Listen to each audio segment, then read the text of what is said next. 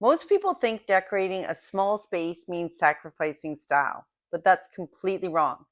I'll show you design moves that make a tiny home feel twice as big without breaking the bank. The biggest mistake I see is people are trying to cram regular sized home furniture and decor into a tiny footprint. And the result is it usually feels quite cluttered, cramped, and super uncomfortable. You don't need more stuff. You just need the right moves. Tip number one is choose light, cohesive colors. Light colors make the walls visually recede and open the whole space. You want to stick to one wall color and keep it really minimal with the accents. I'm going to say use whites, soft grays, and even a soft beige really works nice. And they're all really in style right now. You can add the warmth with textures such as wood, woven baskets, and soft throws. Tip number two is scale down, but don't use a whole bunch of like mini pieces. You want to make sure that you avoid using oversized furniture that's going to swallow up the room. Choose fewer well-scaled pieces that fit like a small table that can easily fit a lamp on it without sacrificing space. Easy examples would be, instead of using a sectional, I would go for like a love seat and two chairs. And then you can actually move things around in the room a lot easier as well, so you can make sure that they fit. Another thing is a long dining room table.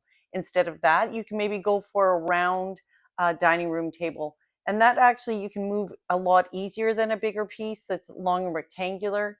You can put it in the corner and still fit your chairs around and have walking space. Instead of a traditional side table, I like to use tables that just have legs. They haven't got any storage underneath.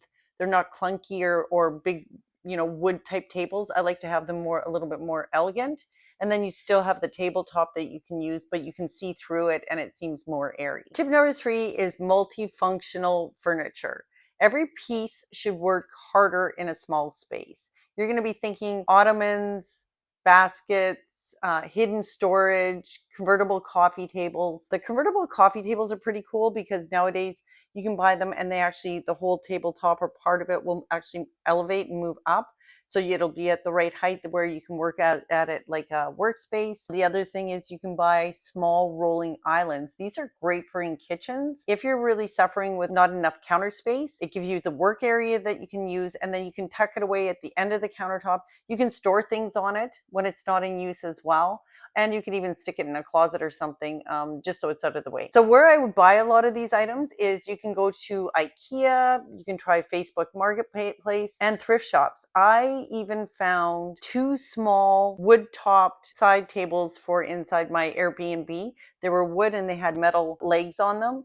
They were great, and I paid $10 for them. So there, you can find these everywhere. Tip number four is mirrors, which are an instant upgrade and they're budget friendly. So what a mirror will do instantly in any room, it's going to bounce the light and visually double the size of the room. One thing you can do is actually put it across from a window, and then the natural light coming in through the window is going to reflect off the mirror, and it's going to brighten up and make the room feel brighter and cleaner, larger. So if you use a tall mirror or narrow mirrors, they're actually going to draw your eye up and they're going to make the ceiling feel higher in a room.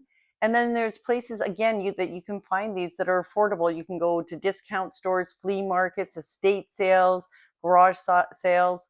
I've even bought mirrors that I've just fallen in love with, but the color's not right. So you can just DIY and actually paint the frame of the mirror so that it actually fits your decor that you're going with. Tip number five is declutter. You need to purge. So many people have so many trinkets and everything laying around, and all you're doing is cluttering and making it feel claustrophobic in the room.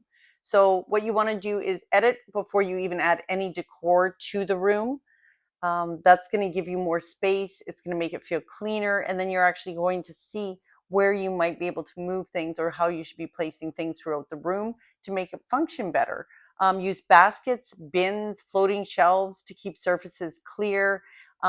Less stuff instantly makes it feel bigger. Tip number six is go vertical. When floor space is tight, walls are your friend. So what you want to do is find things that you can put on the walls or up against the walls that are going to save you a footprint on the floor.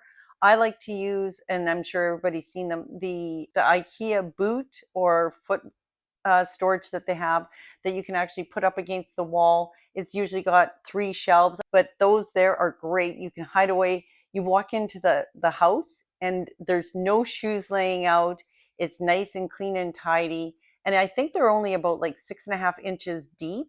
So you're not sacrificing any floor space really with those. Another thing that you can do is a bookcase. I use them a lot. You can have them with doors or without doors. So if you want to maybe be able to see what's on the shelves, or if you want to hide things away, put doors on them. Just make sure that if you're in a small space that you can still open those up. I've used wardrobes in bedrooms and had no dressers whatsoever. So then you've got the storage on the wall, and inside I had shelves, and then you can have drawers for, like, socks and those types of items. And then in the bottom, you can actually have shoe racks, so you can put away your shoes, your dress shoes, slippers, whatever, and store them at the bottom. And then you close it up. I like to have one side with a mirrored door, so you're kind of like doing a couple things there. And have them go as high as you can to the ceiling. It draws your eye up, makes the room feel taller, bigger, and then you've added that mirror that gives you the depth there as well. The next thing is macrame hangers for plants. These are super cool. They're not bulky. They're pretty. And then you've added your plant into the room, or plants if you want more than one. But you can place and hang macrame hangers anywhere where it fits. If you can even put it above tables, and then it really looks pretty inside with that little bit of green and plants. So those are 6 tips that are going to help you with a small space. And remember, when you're shopping and trying to design your small space, remember, always measure. If you have to, use painter's tape and put it on the floor so you can just see how things are going to fit and go together. So you don't need a big space or a big budget to have a beautiful design.